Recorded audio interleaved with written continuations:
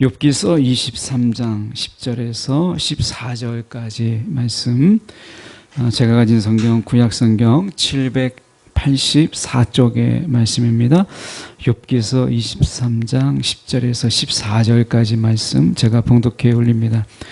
그러나 내가 가는 길을 그가 아시나니 그가 나를 단련하신 후에는 내가 숨금같이 되어 나오리라.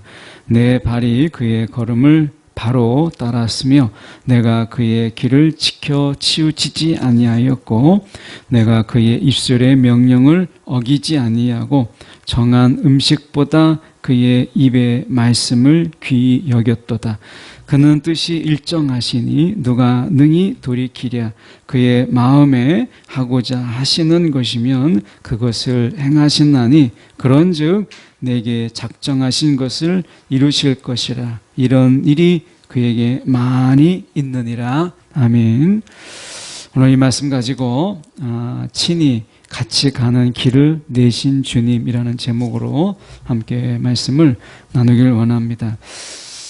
달이 바뀌고 이제 이맘때쯤 되면 아마 저도 그렇고 아마 여러분도 그렇고 좋은 글고 좋은 글 해가지고 우리가 카톡으로 좀 많이 보내기도 하고 서로 주고받고 이렇게 하는 것을 많이 보게 돼요.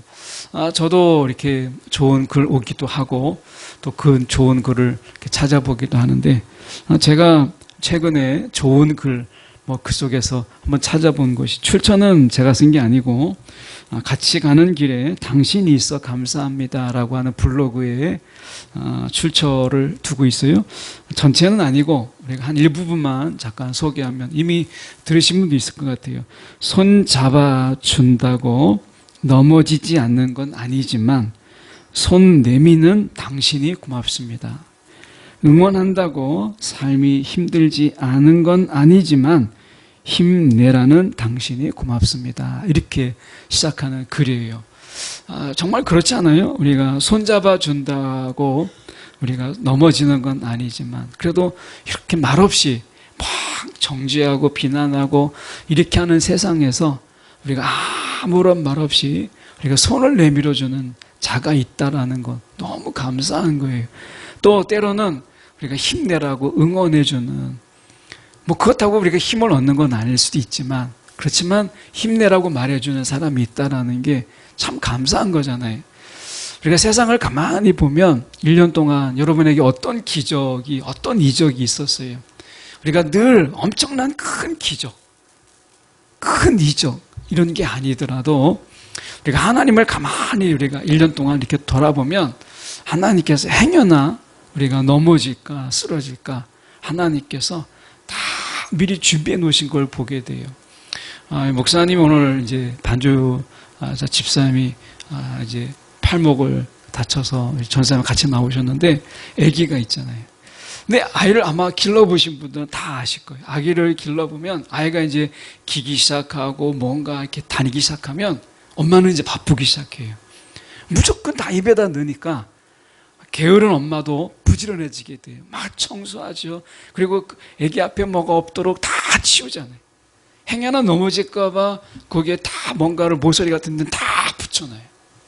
하나님께서 우리의 삶을 가만히 돌아보면 1년 동안의 삶을 또 그동안의 삶을 돌아보면 특별하게 이적이다 또는 기적이다 하는 게 없을 수 있어요. 그런데 하나님께서 너무나 세밀하고 또 꼼꼼하게 행여나 우리가 넘어질까 다칠까 싶어서 하나님께서 여기저기에 각진 곳은 하나님이 뭔가를 붙이든지 깎아 놓으시고 또 우리가 가는 길에 행여나 또 무조건 집어먹을까 봐 하나님께서 닦아 놓으시고 하는 것을 보게 돼요. 다시 보면 하나님의 그 소소한 일상 속에서 하나님이 만들어 놓으신 그 삶의 모습, 예배함의 모습 속에서 우리는 이만큼 우리가 여기까지 오게 된 것이죠. 많은 순간 하나님께서 힘내라고 말씀해 주셨고 어느 순간 우리 가운데 왜 그렇게 사느냐고 하나님 핀잔하지 아니하시고 조용히 다가오셔서 등 한번 두들겨 주고 때로는 손 내밀어 주시는 주님이 계시기 때문에 우리는 이 자리에 온 거예요. 굉장한 믿음 때문에 우리가 굉장한 어떤 우리가 믿음이 강해서 위기까지 온 게 아니고 가만히 돌아보면 그때그때 소소하지만 그러나 아주 세심한 하나님의 배려 이런 것이 있어서 우리 여기까지 온 거죠. 근데 사실은 제가 한번 이렇게 이 카피라이트 이렇게 보니까 광고 문구죠. 문구인데 일상 속에 있는 작은 감동이 우리의 삶을 훌륭하게 만듭니다. 뭐 이런 거였어요. 가만히 생각해보니까 일상 속에 있는 잔잔한 감동들, 손 내미는 거 이런 게 지금 우리 가운데 참 잔잔하게 다가오는 감동이잖아요. 제가 지금은 이제 겨울이니까 다 죽었습니다만은 이 골목을 지나갈 때 이 골목길 어떨 때는 뭐 점심 직전에 죄송하지만 여기 이렇게 그 지나가는 강아지들이 응아도 많이 해놔요. 이 골목길에 참 지저분하기도 하고 뭐 쓰레기도 버려져 있고 막 그래요. 근데 이 길을 갈 때 이름 모르는 그 전봇대 사이에 꽃 하나가 딱 피어 있는 거예요. 근데 제가 그걸 딱 보면서 얼마나 감동이 되는지, 하나님께서 이 길을 막 오고 갈 때 그래도 하나님께서 꽃 하나를 피우셔서 이 길이 심심하지 않고 하나님께서 꽃 하나를 통해서 이 길도 얼마나 아름다울 수 있는지를 하나님이 딱 예비하시는 거예요. 제가 그 꽃을 딱 보는 순간에 이름은 모르지만 코끝이 땅 하고 찡해지는, 아마 여러분이 우리가 살아가는 가운데서 하나님이 베푸시는 이런 작은 세심한 배려 때문에 너무 감사하고 너무 우리가 어떻게 감동하는 그런 순간들이 정말 여러 번이잖아요. 그래서 우리가 1년이 여기까지 오게 됐구나 이런 생각을 해보게 돼요. 오늘 욥이라고 하는 한 인물이 나옵니다. 어떻게 보면 어떤 분이 그런 이야기를 해요. 욥이라고 하는 인물을 읽다 보면 너무 화가 난다는 거예요. 욥이란 자식 다 잃지요, 재산 다 잃지요, 그리고 자기가 정말 얼마나 심한 병에 걸렸는지 기왓장으로 자기 몸을 막 긁어도 시원치 않는 그런 병에 걸리고 그런 가운데서 정말 괴로운 삶을 사는데 나중에 하나님이 자녀를 회복해주고 그리고 재산을 회복해줘서 그게 좋다고 하나님 앞에서 감사합니다 감사하는 그 인생이 너무 불쌍하다는 거예요. 그 죽은 자식이 돌아온 것도 아니고 그렇게 고생을 많이 했는데 하나님이 마치 우리가 고양이가 이 생쥐 하나를 잡아가지고 이것을 잡아먹지도 아니하고 놓아줬다가 또 금방 잡고 놓아줬다가 또 놓아주는, 잡다가 놓아주는 일종의 우리가 고양이 앞에 생쥐와 같은 그런 인생이 우리가 아니냐 그렇게 이야기하더라고요. 욥을 보면 그렇다는 거예요. 하나님이 다 물어버려서 절망 가운데 있게 하다가 하나님의 또 막 희망을 줘요. 우리가 가만히 보면 하나님이 하나님의 놀잇감, 저와 여러분이 하나님의 놀잇감, 이 고양이 앞에 놓이는 생쥐처럼 그런 신세가 아닌가 그런 생각 들지 않아요? 그런데 욥을 보면 우리가 지난 시간에 대속자라고 하는 그런 개념을 욥이 당시에 아브라함의 동시대인 욥이 대속자라고 하는 이 엄청난 기독론을 그가 발견하잖아요. 이 은혜가 있었잖아요. 오늘 말씀을 통해서도 저희가 보려고 하는 것은 욥이 비록 고난이라고 하는 그 이유를 알 수 없는 어려움이 있지만 하나님의 그런 놀잇감이 아니라 하나님의 조롱거리가 아니라 그가 이런 가운데서 어디를 향하여 가고 있는지 오늘 욥이 우리 가운데 주는 위로와 또 욥이 우리 가운데 주는 은혜를 저희가 함께 보려고 합니다. 10절의 말씀에 보면 이렇게 말씀이 그러나 내가 가는 길을 그가 아시나니 이렇게 말씀하셨어요. 그러니까 이 말씀이 뭐겠어요? 나는 어디로 가는지 모른다는 거예요. 그러니까 저와 여러분 어디로 가는지 모르는데 어디로 가는지는 하나님은 아신다라는 거예요. 내가 가는 길을 그가 아시나니 나는 모르지만 하나님은 아신다는 거예요. 여러분 그렇잖아요. 양과 목자의 개념 속에서 보면 우리가 아까 선하신 목자 찬양을 드렸어요. 목자는 어디로 가는지를 알죠. 근데 양은 어디로 가는지 몰라요. 때로는 사망의 음침한 골짜기를 지나갈 때도 있고 메마른 땅을 지나가기도 하고 어떻게 보면 위험한 길을 가기도 하죠. 그런데 왜 그 길을 지나가야 되는지, 왜 여기를 거쳐야 되는지는 알 수 없어요. 양이 이걸 어떻게 알겠어요? 근데 목자가 그 길을 갈 때 목자는 알죠. 근데 욥이 아주 중요한 이야기를 해요. 우리가 어디로 가는지 몰라요. 오늘이라는 시간 속에 어떤 일이 생길지 몰라요. 그런데 욥이 분명한 것은 어디를 향하여 가고 있는지 그 길은 모르지만 목적지가 어딘지는 안다는 거예요. 말씀에 보면 우리가 10절 중반절부터 보면 그가 나를 단련하신 후에는 내가 숨근같이 되어 나오리라. 내가 가는 길은 모르지만 내 마지막은 결국엔 숨근같이 나온다라고 하는 것을 그가 바라봤다는 거예요. 우리식으로 이야기하면, 신학식으로 이야기하면 결국 우리가 하나님 앞에 설 때에 우리가 부끄러움이 없게 하시는 하나님의 은혜. 우리가 하나님 앞에 섰을 때 우리가 저와 여러분이 부끄러움이 없게 하시는, 이게 분명한 목적이 있잖아요. 저와 여러분의 삶 속에서 왜 단련이 있고 연단이 있고 때로는 힘든 일이 있고 어려운 일이 있어요. 때로는 하나님이 우리를 정말 약 올리고 괴롭히고 힘들게 하고 이렇게 한다고 생각될 수 있어요. 그런데 우리가 가는 길은 몰라요. 어떤 길을 갈지, 어떤 험난한 길을 갈지 우리는 몰라요. 근데 중요한 것은 결론적으로 하나라는 거예요. 숨금같이 나오리라. 저와 여러분이 하나님 앞에서 부끄러움이 없는 인생, 저와 여러분이 하나님 앞에 섰을 때 부끄럽지 않은 인생, 이게 우리가 가는 길의 마지막이에요. 이 길로 인도하시는 거예요. 그 과정은 다 달라요. 삶의 여정이 다 달라요. 제가 선교사님들하고 이제 교제를 하면서 몇몇 분들은 이제 벌써 은퇴를 앞두고 있더라고요. 이미 은퇴하시거나 은퇴를 앞두고 있는데 어떤 분들은 후임자가, 선교지에 지금 굉장히 심각한 게 후임자가 없어요. 태국의 선교사님도 후임자가 없어서 벌써 은퇴하셔야 되는데 이제 한 몇 년 더 왔다 갔다 하신다고 하더라고요. 필리핀 선교사님도 이미 은퇴를 하셔야 되는데 딱 금년 12월에 딱 은퇴해요. 저희가 이제 이 헌 옷을 모아서 이제 필리핀에 보냈잖아요. 이게 마지막이거든요. 그분이 이제 은퇴하시는 거예요. 근데 필리핀에 한 2, 3년을 더 머물고 계신다는 거예요. 은퇴를 하시지만 후임자가 없어요. 그동안 개척해놓은 교회에 후임자가 없는 거예요. 그래서 선교지에 지금은 후임자가 없어요. 그래서 나이 드신 이 선교사님 은퇴를 해야 되는데 은퇴를 못하는 거예요. 그런 상황에 놓여 있어요. 정말 우리가 선교지를 위해서 기도해야 되고 우리가 선교사님들의 은퇴를 위해서도 정말 기도해야 될 것이다, 이 생각이 들어요. 그런데 어쨌든 우리가 돌아보면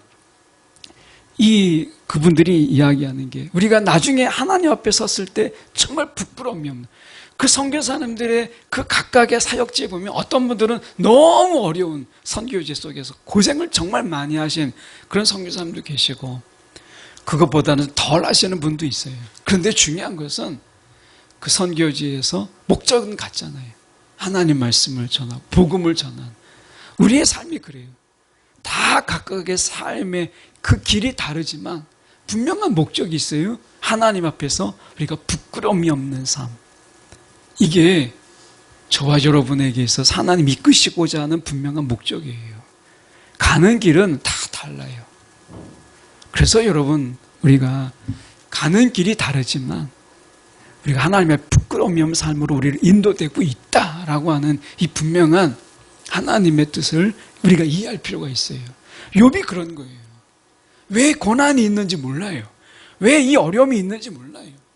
그런데 분명한 것은 나를 단련하여서 순금같이 나오게 하신다 라고 하는 이 분명한 하나님의 뜻을 그가 붙잡잖아요. 여러분, 혹시 삶에 고난이 없으면 감사하고요. 여러분 감사하시고, 고난이 있다 하더라도 여러분 그 고난 속에서 하나님의 목적을 분명히 붙잡으세요. 그러면 좀 살아갈 만하고 좀 더 우리가 힘을 낼 수 있지 않나 이런 생각을 해보게 돼요. 욥이 이야기하는 가운데 우리가 11절의 말씀에 보면 이렇게 이야기합니다. 내 발이 그의 걸음을 바로 따라갔으며, 우리가 길을 모르잖아요. 목적지는 아는데 어디로 가야 될지를 모르는 거예요. 그래서 욥은 여기에 그의 걸음이라고 되어 있는 이 말은 발자취를 이야기해요. 발자취. 그 발자취를 따라가는 거예요. 그 예수님의 발자취. 예수님이 어떤 분이신가라고 얘기했을 때 십자가의 길은 그 전에 없었어요. 예수님께서 이 땅에 오셔서 홀로 가신 그 길, 이것을 통해서 우리가 같이 가는 길을 만드신 분이신데, 예수님께서 내가 길이요라고 말씀하시니 주님께서 홀로 가신 그 길의 발자취를 우리가 밟으면서 가는 거예요. 제가 전방을 체험하는 시간이 있었어요. 그때는 이제 전두환 대통령이 통치자로 있었을 때 웬만한 대학생들은 다 전방에 보냈던 전방 체험의 그런 시간들이 있었어요. 그 덕분에 어쨌든 제가 전방이라는 곳을 갔다 왔어요. 사방에 지뢰밭 있는 그런 곳을 다녀왔어요. 그 앞에 인솔하시는 분이 이 지뢰가 지뢰밭이라고 써 있는 곳 외에도 지뢰가 있을 수 있다는 거예요. 그래서 앞에 사람의 발자국을 그대로 밟고 따라오라는 거예요.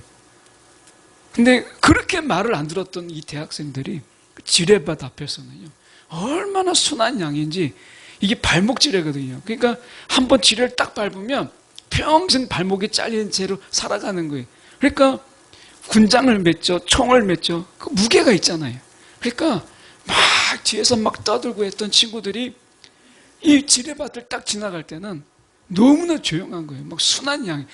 그 앞에 가시는 분이 그 발자국을 밟는 대로만 따라오라는.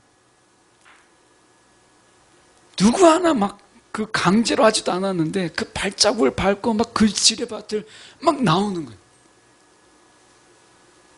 우리가 이 세상을 살아가는데 어디로 갈지는 몰라요.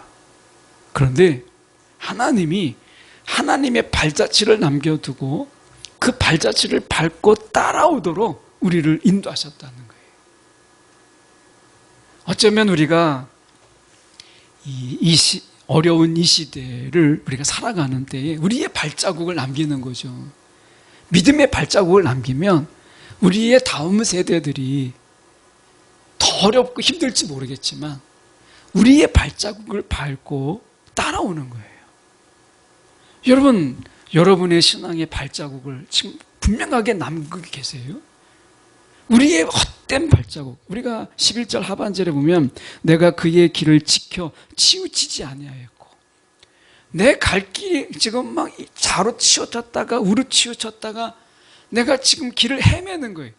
그러면 내 믿음의 그 자손들이 어떻게 내 발자취를 밟을 때 어디를 밟아야 될지 모르는, 여러분 그런 길을 가고 계십니까? 여호수아의 말씀에 보면 여호수아 1장 7절에 이렇게 말씀해요. 오직 강하고 극히 담대하여 나의 종 모세가 내게 명령한 그 율법을 다 지켜 행하고 우러나 좌로나 치우치지 말라. 그리하면 어디로 가든지 형통하나니. 이렇게 이야기. 우러나 좌로나 치우치지 말라는 거예요. 여러분, 오늘 우리가 다음 세대는 분명히 어려울 거예요. 다음 세대는 우리가 사는 이 세대보다 훨씬 더 신앙적으로는 삶의 수준은 높아졌는지 모르지만 아마 영적으로 볼 때는 더 척박하고 어려운 땅이 아니겠어요? 그럴 때 우리의 발자취를 분명하게 남기는 것, 믿음의 걸음을 남기는 것, 이게 중요한 거죠. 그래야 우리의 다음 세대들이 우리의 발자취를 밟고 따라오지 않겠어요? 예수님께서 비아 돌로로사, 그 십자가에 오르는 그 길을, 발자취를 누구도 걸어가지 않았던 그 비아 돌로로사를 걸어가시면서 발자국을 남길 때 우리는 그분의 발자국을 밟고 우리가 그 길을 감으로 인해서 길이 된 거잖아요. 여러분, 우리가 삶이 많은 유혹이 있고 또 삶 속에서 우리를 미혹하는 게 많지만 우리의 걸음을 분명히 할 때라는 거예요. 우리의 걸음을 보고 우리의 자녀들이 우리의 걸음을 밟고 오는 거 아니겠어요? 그래서 욥이 이야기하는 게 어디로 갈지는 모르지만 그러나 매일매일 그분이 남기신 발걸음을 내가 밟고 간다. 이렇게 고백하는 거예요. 저와 여러분의 삶이 길이 분명하지 않을 때 내 앞에 있는 그 발자국을 분명하게 밟고 가는 것, 이게 더 중요하다라고 하는 거예요. 그래서 말씀 속에서도 우리가 보면 이렇게 말씀해요. 12절에서 이렇게 말씀하는 거예요. 내가 그의 입술의 명령을 어기지 아니하고 정한 음식, 이렇게 돼요. 정한 음식이라는 이 말이 우리가 근데 금방 와닿지가 않아요. 정한 음식이라는 말이 어떤 것이냐면 꼭 필요한 양식이에요. 꼭 필요한 양식. 그리고 매일 먹는 음식이에요. 매일 먹는 음식. 그러니까 제가 당뇨는 저희 집에서 유전자적으로 제가 당뇨가 있는 게 아니에요. 저는 제 집안에서 제가 당뇨가 유일해요. 제가 당뇨가 있는데 당뇨가 있는 것은 다른 거 아닙니다. 어떻게 보면 이제 밸런스가 깨진 거예요. 막 먹을 때는 엄청나게 먹어요. 그래서 저를 유심히 인사할 때 보시면 배가 항상 있잖아요. 배가 나와요. 그러니까 막 먹을 때는 너무 폭식으로 먹는 거예요. 그러다가 안 먹을 때는 또 쫄쫄 굶어요. 이 폭식이, 그리고 이 어떻게 보면 한쪽으로 막 극단적인 치우침이 이 밸런스를 깨지게 돼서 결국에는 췌장이 번아웃 된 거예요. 내 일 못하겠다. 그래가지고 당뇨가 생긴 거거든요. 어떻게 보면 우리 이 속에서 말씀하는 게 정한 음식이 바로 그거예요. 정한 음식. 매일 꼭 필요한 거. 매일 먹어야 되는. 말씀을 지금 욥이 어디에다 이야기하냐. 그의 말씀을 어디에다 빗대서 얘기하느냐. 매일 먹어야 되는 양식이에요. 여러분 기도할 때 내가 일주일 동안 막 금식하면서 기도하고 1년 내내 그거 빼놓고는 기도하지 않는 사람과 1년 내내 꾸준하게 1시간 이상씩 매일 기도하는 사람하고 어느 사람이 여러분 하나님께 더 가까이 나아갈 수 있겠어요? 막 금식 기도할 때 일주일 내내 막 금식했다가 1년 내내 막 기도하지 않는 사람과 매일 정한 시간에 하나님 앞에 기도하는 그 사람과 어느 게 하나님께 더 가까이 나아갈 수 있겠어요? 여러분, 우리가 하나님께 나아가는 것이 막 한 번에 먹을 때는 막 망창 먹었다가 그리고 나중에는 아무것도 안 하나님과 상관없는 삶을 살아가는 것. 여러분 그것이 신앙이 좋은 신앙이 아니에요. 하나님은 우리 가운데 늘 기도를 호흡이라고 이야기했어요. 호흡. 여러분 호흡이라고 하는 것이 한 번에 내가 호흡했다가 그 다음에 막 숨을 참고 이렇게 살아가는 게 아니잖아요. 왜 기도를 호흡에 비유하겠어요? 늘 하는 것. 우리가 늘 함께 하는 것. 이거잖아요. 늘상 있어야 되는 것. 이것을 이야기하는 게 기도예요. 말씀을 양식에 우리가 비유해요. 말씀을 양식. 여러분 양식 한 번 먹다가 여러분 한 달 내내 굶나요? 오늘 하루만 잘 먹고 이게 안 되잖아요. 하나님이 얼마나 우리를 하나님께 창조의 질서의 원리로 만드셨는지 매일 먹어야 되고요. 매일 숨 쉬어야 돼요. 매일 기도가 있어야 되고 매일 말씀의 양식이 우리 가운데 있어야 된다는 것을 말씀하고 있는. 영혼이 똑같아요. 육적인 원리가 때로는 영적인 원리를 설명하기도 하는데 바로 그게 우리가 호흡하는 것과 먹는 것이 바로 그런 거예요. 오늘 욥이 이야기하는 게 어떻게 이야기하느냐. 그가 이야기하잖아요. 정한 음식. 이 하나님의 말씀을 정한 음식이라고 해요. 매일 내가 필요한 영양분을 내가 공급받아야 되고 매일 먹는 음식에 비유해서 이야기하잖아요. 욥이 지금 뭘 깨달은 거예요? 고난 속에서 매일 주님을 찾는 이 삶이 얼마나 귀했던가. 이걸 깨닫게 된 거죠. 전쟁이 일어나게 되면 우크라이나에서 그걸 이야기하잖아요. 한 인터뷰하는 그분의 이름까지는 제가 기억 못하지만 인터뷰한 거 인상 깊은 게 무엇이냐면 우리가 바라는 것은 전쟁의 끝남이 아니고 전쟁의 승리도 아니다. 일상. 아침에 일어나서 밥을 하고 그리고 아침에 삶을 살다가 직장생활 하다가 저녁에 돌아와서 가족이 다 둘러앉아서 먹는 그 일상. 우리가 원하는 건 전쟁의 승리 이런 게 아니라 그 일상의 회복이다. 이렇게 인터뷰하더라고요. 그 인터뷰할 때 전쟁 중이니까 이 전쟁에서 이기게 해달라고 이렇게 할 줄 알았는데 그가 얘기하는 게 빨리 그 일상의 회복이 있었으면 좋겠다. 여러분, 우리가 그걸 작다라고 말할 수 있어요? 아니에요. 1년을 가만히 돌아보면 여러분에게 어떤 이적이 있었고 어떤 기적이 있었어요. 있을 수 있죠. 그런데 가만히 돌아보면 우리가 일상의 삶 속에서 매일 먹을 것이 있었고 내가 매일 숨을 쉴 수 있었다는 게 얼마나 감사한지 몰라요. 욥이 이 고난 속에서 매일매일 하나님이 주신 영의 양식을 먹고 그 하나님과 호흡하며 살아가는 그 삶이 얼마나 귀한가, 얼마나 귀했던 것인가 라고 하는 것을 고난 속에서 다시 깨닫게 돼요. 내가 가는 길을 알지 못하지만 그러나 매일매일 주님과 하루하루를 같이 살아가는 이 삶이 얼마나 귀한가를 그가 깨닫게 된 것이죠.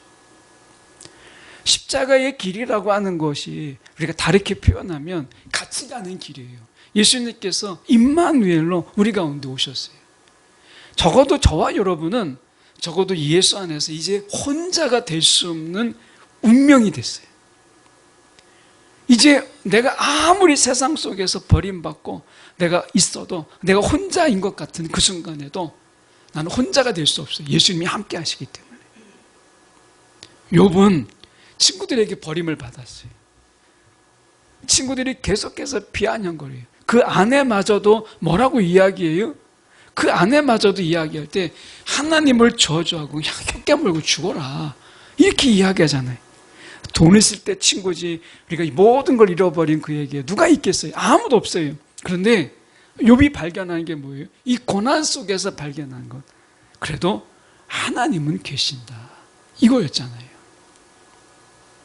여러분, 우리가 하나님이 우리와 함께 하신다는 것, 주님이 우리와 함께 하신다는 것 느끼십니까? 저 역시 돌아보면 주님이 나와 함께 하신다 라고 하는 것 정말 순간순간 많이 잊으며 살잖아요. 그런데 욥이 고난 속에서 하나님이 정말 나와 함께 하시는구나 이것을 깊이 깨닫게 되었다는 거예요. 여러분 기억하십시오. 어느 순간이든지 저와 여러분은 이제 혼자가 될 수 없는 영적 운명론, 영적 숙면론 그런 자가 되었다라고 하는 거예요. 우리는 숙명적으로, 운명적으로, 영적인 숙명론적으로 우리는 결코 혼자가 될 수 없어요. 어느 순간이든지 주님이 우리와 함께 하신다라고 하는 거예요. 욥이 이렇게 이야기합니다. 그러면서 14절에 보면 이렇게 이야기해요. 그런즉 내게 작정하신 것을 이루실 것이라 이런 일이 그에게 많이 있느니라 이렇게 이야기하죠. 저는 이 작정하는 것 이렇게 이야기할 때 보면 누가복음 16장 13절의 말씀에 보면 이런 말씀이 있습니다. 한 종이 두 주인을 섬기지 못한다. 그가 한쪽을 미워하고 다른 쪽을 사랑하거나 한쪽을 떠받들고 다른 쪽을 업신여길 것이다. 너희는 하나님과 재물을 함께 섬길 수 없다. 너희는 하나님과 재물을 함께 섬길 수 없다. 잘 알고 있는 말씀이에요. 한 종이 두 주인을 섬길 수 없다라는 말이에요. 근데 이 말을 바꿔보면 이런 겁니다. 우리가 한 사람이 두 길을 동시에 갈 수 없다는 거예요. 한 사람이 두 길을 동시에 갈 수 없어요.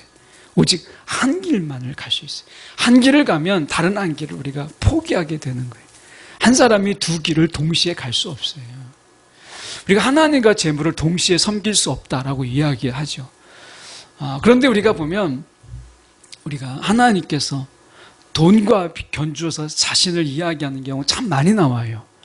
우리가 그만큼 돈이라고 하는 것이 이 세상에서 정말 필요한 거예요. 아프리카에 가보세요. 정말 돈만 있으면 할 수 있는 게 많아요. 돈만 있으면.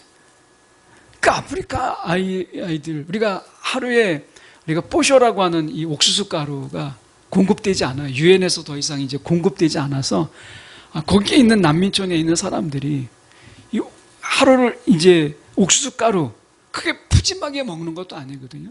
아마 여러분은 어떨지 모르겠는데 제가 지난 3월에 우간다에 갔을 때 그 남미촌에 갔을 때 뽀쇼라고 하는 옥수수 가루를 이렇게 쪄요. 그러면 이제 그거를 손으로 이렇게 뜯어서 먹는 거거든요. 스프식으로 먹기도 하고 거기에다가 콩을 약간 얹어요. 그리고 반찬이 아무것도 없어요. 김치 뭐 아무것도 없어요. 그 흔한 어떻게 보면 단무지도 없어요. 그냥 그게 다예요. 국물도 없어요. 그게 단데 처음에는 그래도 한 접시를 먹었어요. 오랜만에 먹으니까 그래도 한 끼는 목에 넘어가더라고요. 그래서 접시를 다 비웠어요. 두 번째 되는 날 반밖에 못 먹었어요. 더 이상 안 넘어가요. 막 뒤에서 막 아무리 협박을 해도 안 넘어가는 거예요. 세 끼 때는요 3분의 1도 못 먹었어요. 안 넘어가요. 옥수수 가루를 쪄서 넘어가는데 콩은 어떻게 넘긴다고 해도 이게 목근육에 걸려서 안 넘어가는. 근데 이걸 1년 한 달 내내 그렇게 먹는 거예요. 근데 그것도 없어서 그들이요 자살을 해요. 먹을 게 없어서. 얼마나 배고프면 세 끼 먹는 것도 아닙니다. 난민촌에 그 사람은 2끼 먹어요. 아침 저녁 2끼 먹는데 그거 없어서 죽어요. 10kg 옥수수 가루 가지고 성인 한 사람이 한 달을 사는 거예요. 우리나라 돈으로 15,000원밖에 안 해요. 근데 그게 없어서 죽는 거예요. 그 먹을 게 없어서. 돈 있으면 아프리카에서 정말 할 게 많아요. 고아원 아이들, 그 아이들이 아침에 가는데 막 나가는데 뭘 한참 마시고 나가더라고요. 뭐 하려느냐? 그냥 물에다가 설탕, 흑설탕을 담가요. 흑설탕을 뿌려서 흑설탕 물을 마시고 가는 거예요. 저는 엄청나게 영양가 있는 줄 알고 그래서 막 솥에다가 한 솥을 끓이는 거예요. 그래 아이들 접시에다가 컵에다가 그것을 접시도 없는 애들은 컵에다가 이제 담가서 먹는 거예요. 배가 고프니까 한참 자란 아이들이 그 컵 2컵, 3컵 먹어요. 근데 3컵 이상을 못 먹는 거예요, 그것도. 근데 그거 먹고 아침 나가요. 설탕물 하나에, 흑설탕. 근데 얼마나 배고프겠어요, 아이들이. 여러분, 돈 정말 필요해요. 그런데 하나님이 말씀하세요. 돈으로만 안 된다라고 하는 거예요. 돈으로만 안 된다는 거예요. 아프리카가 돈으로 변화되나요? 안 돼요. 복음이 없으면 그들이 변화되지 않아요. 영혼의 질병은 복음이 아니고서는 바뀌지 않잖아요. 분명히 돈이라고 하는 것은 힘이 있지만 그러나 하나님 없이는 아무것도 할 수 없어요. 그 배고픔을 면하게 할 수 없어요. 우리가 이야기하는 거죠. 하나님과 돈을 겸하여 섬길 수 없다. 돈이 필요하죠. 저도 돈 좋아합니다. 예. 한번 여러분 돈 줘보세요. 그럼 제가 얼른 받아요. 돈 좋아합니다. 쓸 데가 많이 있어요. 그런데 여러분 똑같잖아요. 돈으로만 살 수 없는 게 이 세상이라는. 여러분 돈만 있고 하나님이 없으면 인생 망가집니다. 하나님이 계셔야 돈도 돈의 의미가 있는 거예요. 그 동시에 두 주인을 섬길 수 없다는 거예요. 마찬가지로 두 길을 동시에 갈 수가 없어요. 십자가의 길을 가면 우리가 다른 길을 갈 수 없어요. 오늘 모세가 바로 그걸 보여주잖아요. 모세가 히브리서의 말씀에 히브리서 11장 25절에 보면 이렇게 말씀합니다. 오히려 모세는 잠시 죄의 향락을 누리는 것보다 이 길이 있어요. 향락의 길이 있어요. 그런데 하나님의 백성과 함께 학대받는 길을 택하였다. 모세는 이 길을 갔어요. 학대받는 길. 그런데 학대받는 길인데 하나님과 함께하는 길이에요. 하나님과 함께하는 길을 죄 짓는 길을 가는 것보다 더 낫게 여겼다라고 하는 거죠. 여러분, 이 정한 작정하신 것을 분명히 하나님은 이루세요. 이루시는 가운데 우리 가운데 하나님이 작정하신 길로 우리를 인도하고 계시잖아요. 작정하신 길로. 시편의 말씀에 보면 더 분명합니다. 시편 1편 1절을요. 우리가 쉬운 성경으로 보면 이렇게 됩니다. 의인은 이렇게 돼 있잖아요. 근데 쉬운 성경에서는 이거 해석을 어떻게 했냐면 행복한 사람이라고 이야기했어요. 훨씬 더 와닿아요. 한번 들어보세요. 행복한 사람은 나쁜 사람들의 꼬임에 따라가지 않는다. 여러분, 정말 행복한 사람은 나쁜 사람들의 꾀임에 그 미혹에 빠지지 않아요. 그리고 행복한 사람은 죄인들이 가는 길에 함께 서지 않아요. 그 죄인들의 가는 길에 가지 않아요. 행복한 사람은 어디로 가느냐? 빈정대는 사람들과 함께 자리에 앉지 않아요. 행복이라고 하는 것은 행복한 길로 갈 때 행복한 거예요. 행복한 것은 내가 죄인들의 그 길을 가면서도 행복해지기를 원하는 것은 미련한 거예요.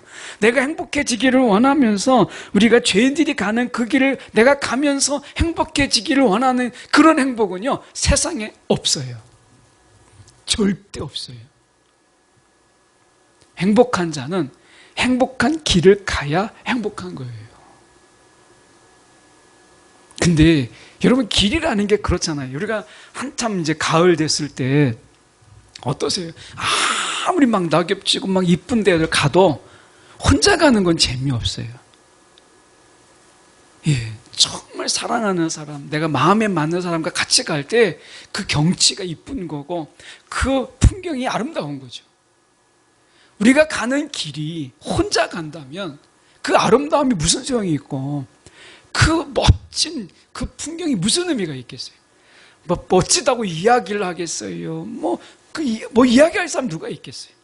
같이 가는 거죠. 그래서 주님께서 우리 가운데 행복의 길을 여셨어요. 이게 십자가의 길이에요. 그래서 이 행복의 길을 우리만 가지 아니하고 함께 가도록 주님께서 이곳에 임하신 것, 그게 예수 그리스도예요.